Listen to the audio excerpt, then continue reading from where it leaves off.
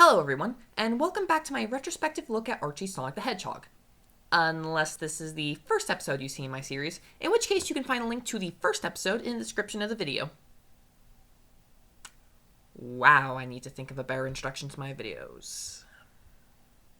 Anyway, when we last left off, we were discussing issue number 0 of Archie's Sonic the Hedgehog, the first of the 4-part miniseries published by Archie. This week, we'll be discussing the second part of the 4-part miniseries, respectively titled Sonic the Hedgehog Miniseries number 1. Yeah, I don't get it either. In any case, let's stop stalling and look at Archie's Sonic the Hedgehog Miniseries number 1. The cover is much better than last issue's. You have the giant, ominous head of Robotnik looming in the background with cross-hatching all over the place to juxtapose the style of the head from the style of Sonic and Sally, who are running in the foreground. Speaking of, Sonic is carrying Sally away from the looming head of Robotnik, who, by the way, has the proper ominous eye color from Sat AM. Sally's looking back, worried at the head behind them, while Sonic has a look that can only be summarized as, "Come and get some, Robotnik." And speaking of Princess Sally, she's, well, it's better than her coloring in number 0, at least. She's a brunette rather than a blonde, although her final design is more of an auburn red coloring.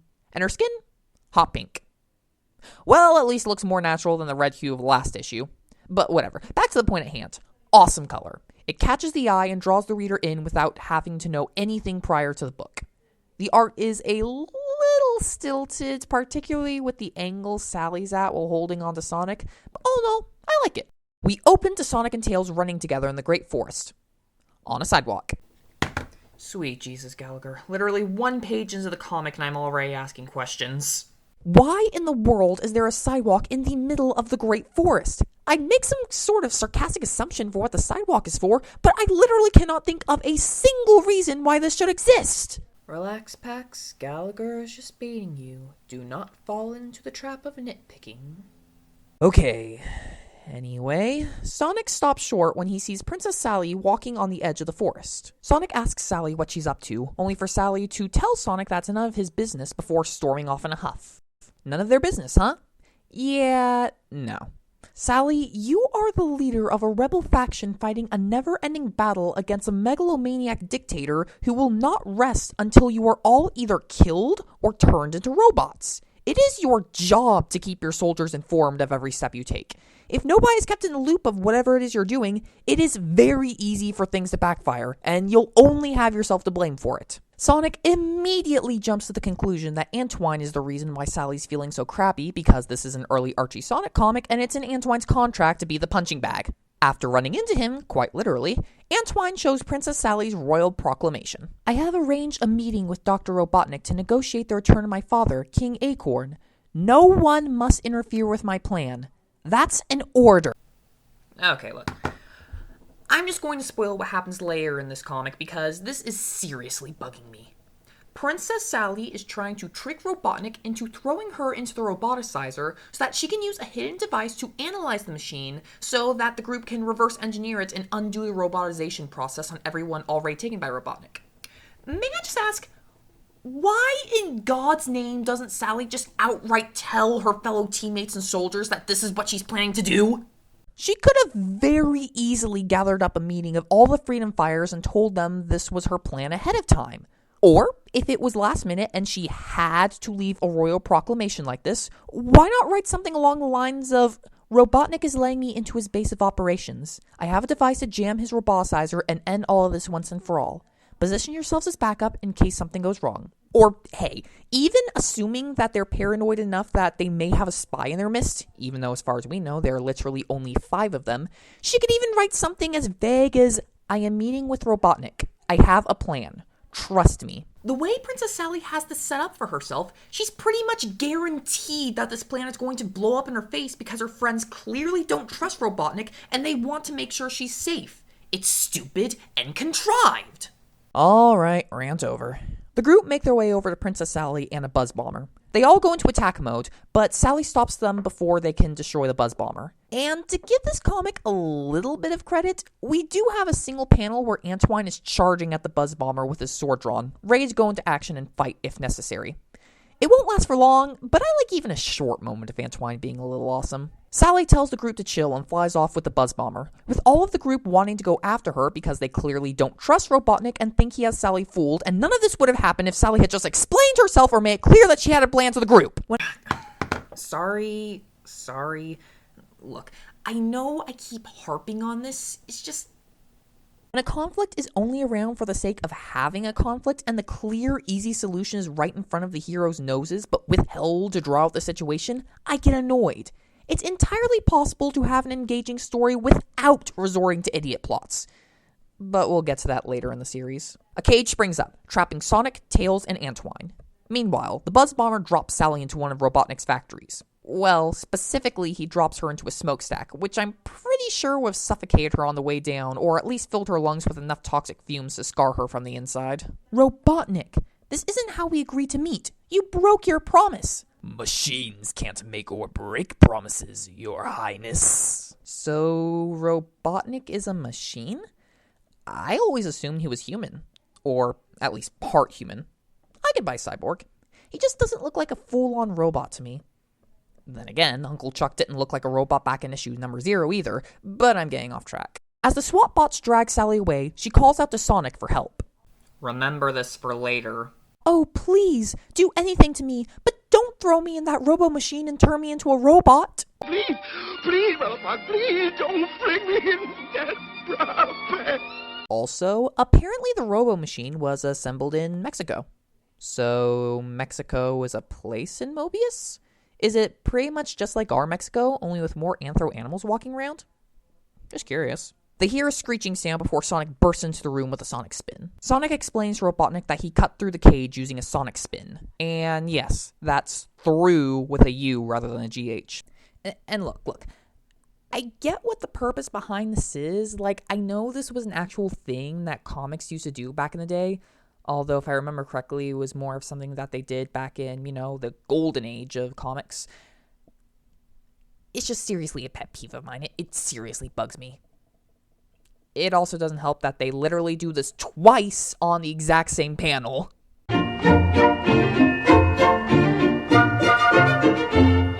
Robotnik's about to pull out an atomic ray gun, but stops short when he finds that he's been pickpocketed by Antoine, of all people. So, Antoine is a pickpocket as well as a swordsman? Hot damn, Antoine is getting more and more awesome by the minute. Yeah, I know he'll turn back into a pathetically useless punching bag by next issue, but please, just let me have this moment. Oh no, you two too? Well, it is a Tuesday. I have no idea if that was on par with or worse than Boomer's well pun back in issue number 0. Either way, it was painful. Sally clarifies that she had written a royal decree to keep them from coming to save her, even though she should have known this is exactly what would have happened anyway because they are soldiers and her friends, and if she had actually explained what she was planning to do, none of this would have happened in the first place. Sorry. Find calm. Peace. Okay. So, Sonic destroys the robo-machine. My machine! It'll take at least 2 issues to rebuild it. So, Robotnik is aware of the existence of the fourth wall as well? For that matter, of his own existence as a fictional character? Does he ever question the nature of his existence as a fictional character? Does his awareness expand beyond the knowledge that he's in a comic book, like Sonic's awareness of the audience? Or is it strictly down to that he knows he's a fictional character in a licensed comic book? Gallagher never intended for me to think about this too hard, did he? Right. Moving on. As soon as they return to Knothole, Boomer asks Sally if everything went according to... Wait, what? She told Boomer the plan ahead of time? Then why the hell didn't she tell the other freedom fighters? It can't be a spy issue if she was ready and willing to tell Boomer the plan. There is literally 0 reason for this to have been a plot element in the first place. Sally had no reason to withhold information from the other freedom fighters. Oh, but it gets better. Sally has the audacity to moan about how it's all their fault that her idiotic plan didn't work out. Let me just pull out a couple of gems. Everything that could go wrong did go wrong. Thanks to the Mucho Macho Squad here, I was rescued, and I use that term loosely. Oh, and my personal favorite. Nice of you to notice. We could have freed my father, your Uncle Chuck, Mutsky, and everyone else Robotniks turned into robots. But no. Oh, shut up, you entitled so-and-so. The only reason that this failed the way it did is because you were too stupid to set this up properly. You refused to inform your troops of your plan, and you expected everyone to go along with it just because you said so? Again, you had zero issue with talking with Boomer about this. So why in God's name didn't you just try and tell the other Freedom Fires this was your plan? If you had actually sat down and talked with them, none of this would have ever happened. Oh, and remember this panel with Sally calling out for help? I get that this was part of her ploy to make it look like she didn't want to be thrown into the machine, but then she has the nerve to yell at Sonic and the group for rescuing her, like, oh, how did she put it? Oh, that's right, the Mucho Macho Squad. That's right. She insults and berates her soldiers for doing their duty and trying to rescue her from what they thought was a fate worse than death, all because she couldn't be bothered to tell anyone that this was what she was planning to do. I know, I'm just beating a dead horse by this point, but that's only because this is such an obvious plot hole. If you don't want me to just point out the solution like this, then don't make the solution so obvious a 5-year-old could point it out. Grr. Well, at least that story's over. We have a gag strip and 2-page spread before our backup issue, so let's take a quick look at them both. The gag strip has Sonic playing baseball, and it's cute and all, but one thing just bugs me.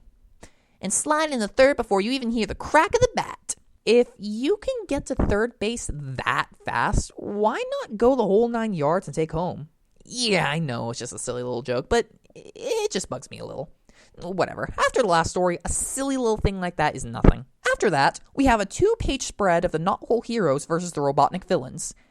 And Mutsky in the bottom of the panel because, why not? Dogs are cool. Anyway, there's not much to talk about with this 2-page spread.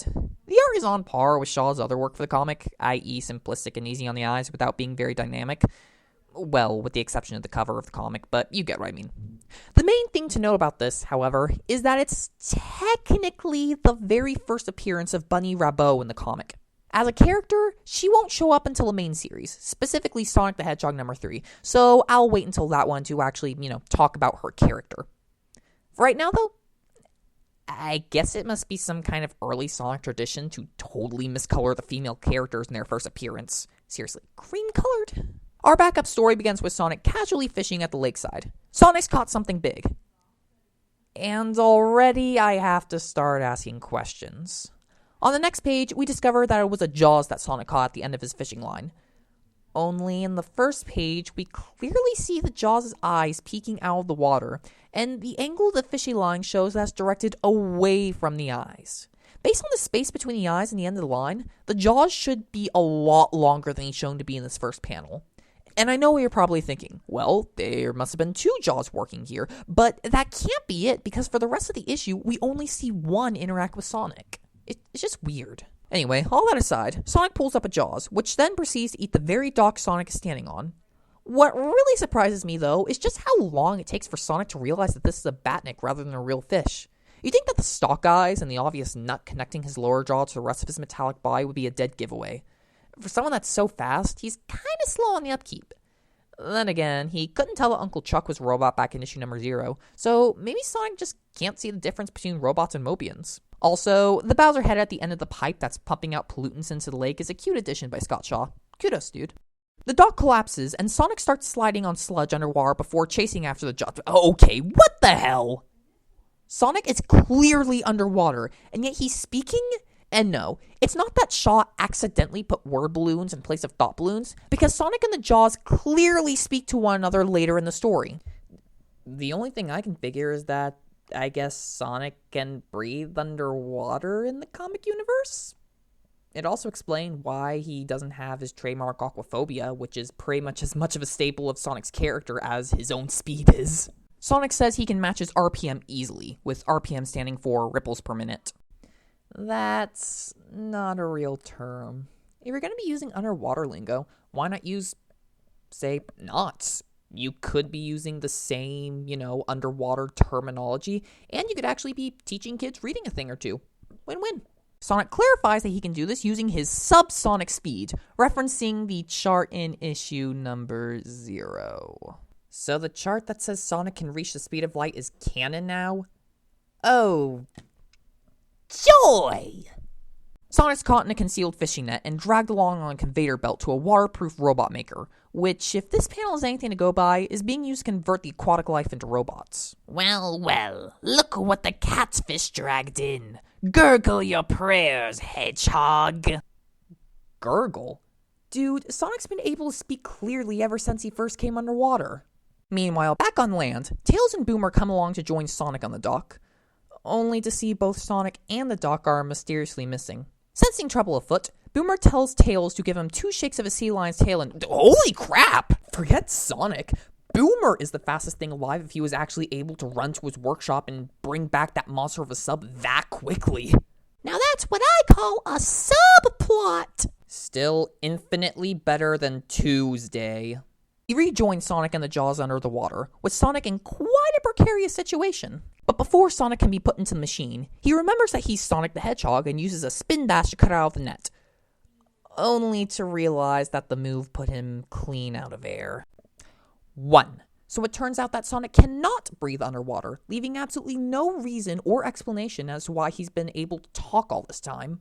2. If you're gasping and wheezing like that underwater, well, congratulations, Sonic! Your lungs are now filled with water. 3. You expect me to believe that Sonic is capable of speaking this much underwater without any form of trouble or effort on his end, and performing a spin dash is what knocks the air out of his lungs and leaves him drowning?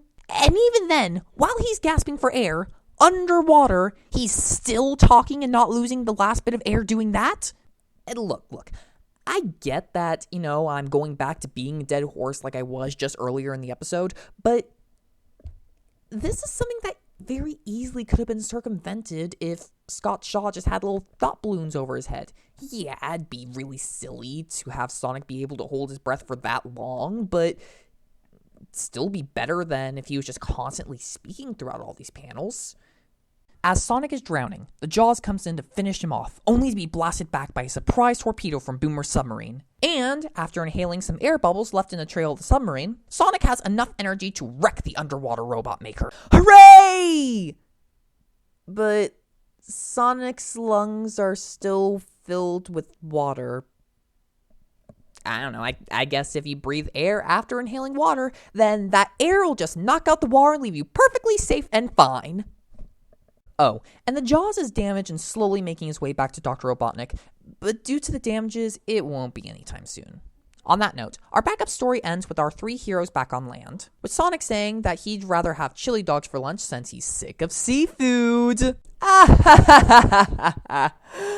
Oh, the scene where the sea life was converted into robots implies that the sea life is fully sentient, making that statement horrifying in retrospect. The comic's basically over, but we have 3 more gag pages left in the book. I'm not going to look at them all because there's really nothing much to write home about, but I did want to point out this one particular thing in this gag page. See this guy right here? This is Sid the Snail. He is technically the very first Archie Sonic original character. That's right, he even predates Horizontal and Vertical. But we'll get to them when we talk about the main series of Sonic the Hedgehog number 2. Anyway, this issue is stupid in more ways than one. The backup story is a good kind of stupid, with characters gleefully ignoring the laws of physics, biology, and all sense of logic and rationale in favor of quick gags and fun action. The main story, however, is a bad kind of stupid. When you ignore the most obvious answer just to tell a story because your story wouldn't work if any of your characters did the rational thing, then it's time to go back to the drawing board. I don't laugh when I read it, I get annoyed. Still, in retrospect, it honestly could be worse. And trust me, as we go on to future issues, we will be getting to worse stories. For now, though, check in next week and we'll be going on epic adventure. At least as epic as an early Archie Sonic comic can get.